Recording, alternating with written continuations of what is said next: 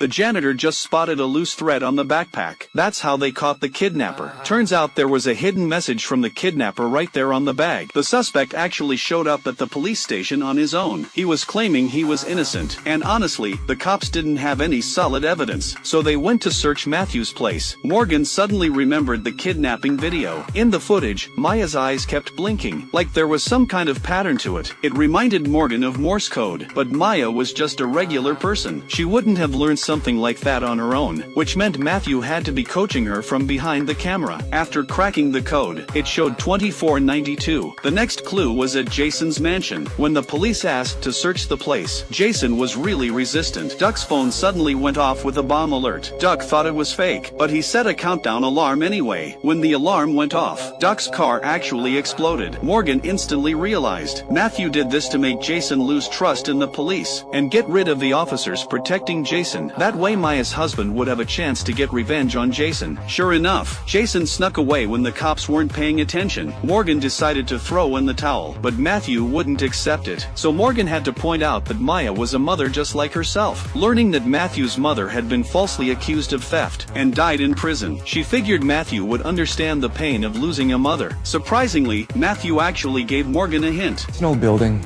The elevator's been acting up. You should probably play it safe. Take the stairs. When Morgan got to the third floor, she suddenly heard music coming from the hallway. It sounded exactly like the music from Maya's kidnapping video. Matthew ended the game early after all. Maya was successfully rescued. The hospital sent over Maya's medical report. There wasn't a single mark on her body, but the police had clearly found Maya's bloody clothes in the trunk. Because the blood didn't leave Maya's body within the last 48 hours. So Morgan went back to Matthew's house again. To make the police believe that Jason had killed Maya, Matthew needed Maya's actual blood, but he didn't want to hurt a mother. So Matthew became a volunteer at the blood donation center. His act of stealing Maya's blood was all caught on surveillance cameras. The police had enough evidence to prove Matthew was the kidnapper. After hearing this, Matthew walked straight to the balcony. Then he let go and jumped. But Morgan had already told the police to set up an air cushion below. It turned out, Morgan had noticed a painting of a tarsier in Matthew's room earlier. These animals are extremely sensitive. Once caged, they'll harm themselves. They'd rather die than give in. Morgan knew Matthew would rather die than end up in prison like his mother. That's why Morgan had predicted Matthew would jump.